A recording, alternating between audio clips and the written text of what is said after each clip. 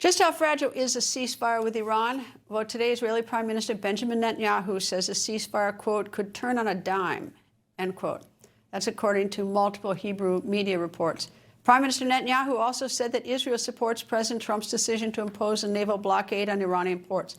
Foreign policy advisor, Israeli Prime Minister Benjamin Netanyahu, Ophir Falk, joins me. Nice to talk to you, sir. And since you are in Israel and it's past sundown there, we are now into Remembrance Day of the Holocaust in Israel. It's past sundown there. And I think it's just worth noting.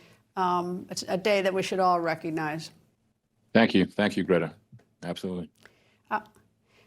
Turning to what's going on in the blockade, I suppose that, I mean, I saw that Prime Minister Netanyahu supports it. Have you seen any sort of reaction or response in the Middle East today to it besides what we're seeing here? Right. Obviously, the Prime Minister said that Israel fully supports the President's decision for the blockade, and I think it's having a very good effect. And it'll help with the negotiations and until Iran concedes to what they agreed upon, which is to open the straits. Do you think, I mean, in your wildest dreams, I mean, this whole business about the nuclear weapons, in your wildest dreams, do you ever see Iran agreeing not to have nuclear weapons, not to enrich? Well, I think the world should simply demand, that Iran give up the material, and that could end the war if they give up the material. At any rate, as the President has said, and as the Prime Minister has said, we'll either reach our objectives through an agreement or through other methods.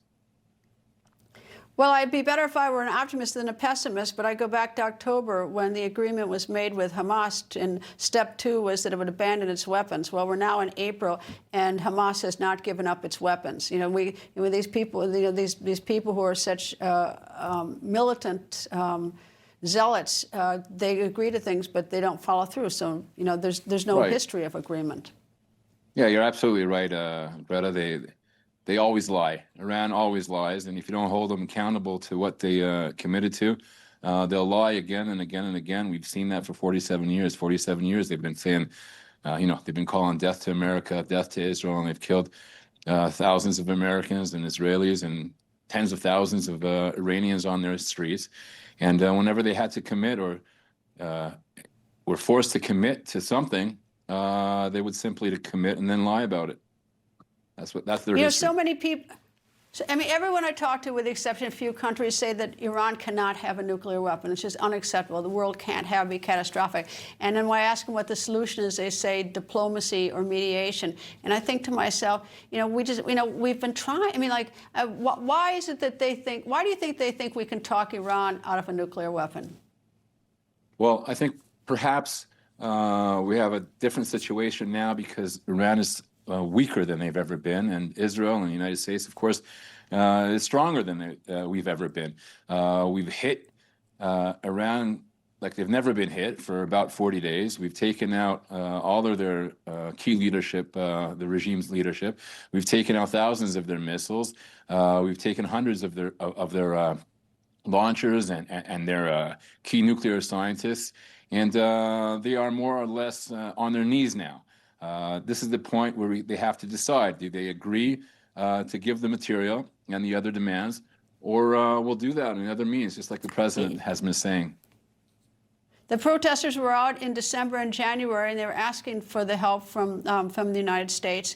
Do you have any information about it? Are there any protesters taking to the street, or are they just living in fear, trying to survive with everything that's been destroyed around them? They don't want to get shot? Or do you have any information on the people who, do they still feel they want America's help? Well, when they went to the streets, they got slaughtered by this, by the Ayatollah regime. They got slaughtered in the streets there. And what we've been doing for the past 40 days is we've been creating the conditions for the Iranian people to once again grasp their freedom in their own hands by degrading the Iranian regime's capabilities significantly on all fronts, on the nuclear front, on the ballistic missile front, on the leadership front. But it's not over yet. We're at a turning point. It's not over. We're at a turning point right now that either they agree to give over the material, or again, we're going to have to do it by other means. In the whole world, it should just simply tell Iran, give the material and you can end the war. You don't give the material and you won't end the war. Well, every time, I'm always reminded when I've talked to and interviewed your prime minister a number of times, he always points out to me in my interviews, and he's right, he said, this is not a war with the Iranian people. This is a war with the Iranian regime. And so let's hope that we can get this to an end quickly and the world is safer. Ophir, Falk, thank you for joining me, sir. Absolutely. Thank you, Greta. Thank you you very much. People think news just happens. It doesn't. It happens because there's someone there to capture the moment, to explain it and share it. That's my job. I go where news breaks and give you the facts. Join me for The Record on Newsmax.